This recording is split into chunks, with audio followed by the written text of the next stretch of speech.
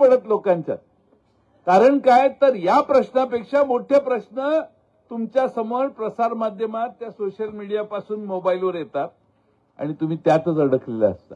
आपल्या अंगावरून शक्तीपीठ मार्ग जाणारे हे विसरतो आणि मग हे हिंदुत्वाचं झालंच पाहिजे. हे नाही. अरे तुझ्या अंगावरून शक्तीपीठ महामार्ग चाललाय तेव्हा राहिला बाजूला. असा सगळा कार्यक्रम चालू आहे. आता काय तुम्हाला मी सांगायला, आता भाषणाला वेळ नाही, सभागृहात आम्हाला जायचंय. पण राजू शेट्टींनी एखादा झेंडा हातात घेतला की तो कधी सोडलेला नाही. त्यामुळे राजू शेट्टींच्या नेतृत्वाखाली ह्या माझी गॅरंटी घेऊ नका, माझं काही खरं नाही. कारण काय तुम्हाला माझ्या मनात शंका असल्या, माझ्याबद्दल शंका असल्यामुळे तुम्हाला हमी देणंही जरा धोक्याचं आहे. यांना 100 वेळा सांगत होतो आघाडीकडून उभा राहावा. बंटी पाटलांना विचारा, बंटी पाटलांना 100 वेळा सांगत होतो आघाडीकडून उभा राहावा. यांच्या मार्फत निरोप दिलेले मागं बसलेला कुठे याच्याकडून निरोप दिलेला, याच्याकडून निरोप देऊन देऊन दमलो. म्हटलं आम्ही तुमचाच प्रचार करणार आहे, तुम्ही आमच्याकडून उभं राहा.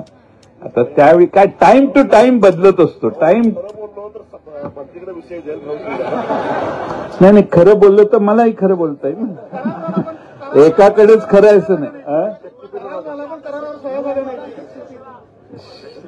तर सांगायचा मुद्दा काय आहे की ते आज खासदार राहिले असते तर लोकसभेत भाषण करता आलं असते आणि ते झाले असते खासदार. ते माझा सल्लाच ऐकत नाहीत, हा माझा प्रॉब्लेम आहे.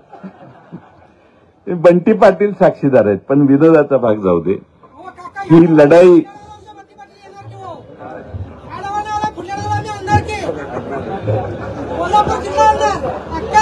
आणायला काही नाही, आम्ही पण तुमच्यावर आहेच. पण प्रॉब्लेम असा आहे की ह्या शक्तीपीठाला बंटी पाटील वेळा आणायचं.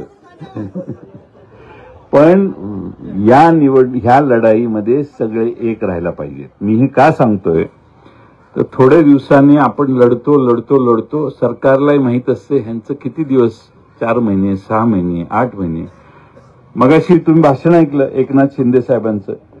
आता त्यांच्या हातातच ते खातं आहे.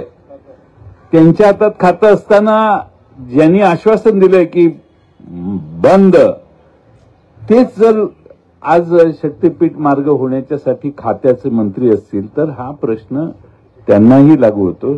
त्यामुळे यासाठी आपली एकी कायम ठेवली पाहिजे, नंबर 1.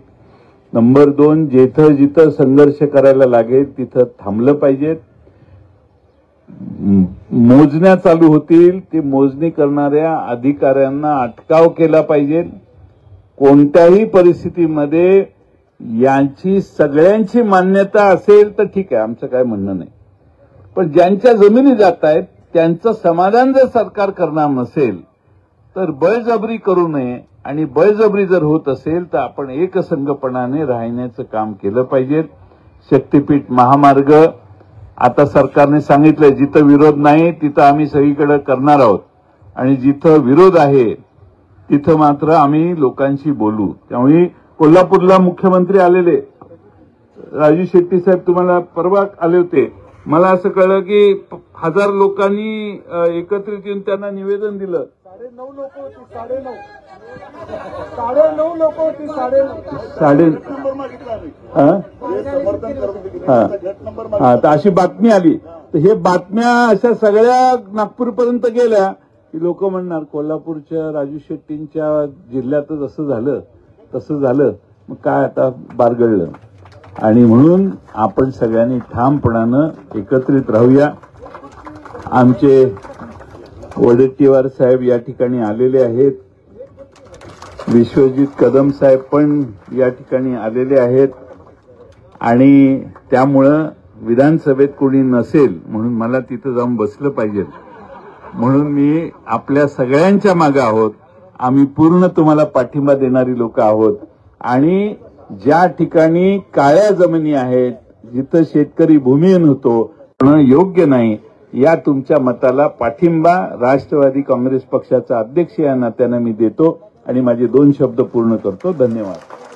बाळ, फ्रीजमधून श्रीखंड काढ ना. आम्ही पूर्वी घरीच बनवायचो श्रीखंड, त्याची चवच वेगळी होती. आता काय सगळं रेडीमेड. आजी, हे श्रीखंड खाऊन बघ. आज तुझ्या आईनं घरीच बनवलं की काय?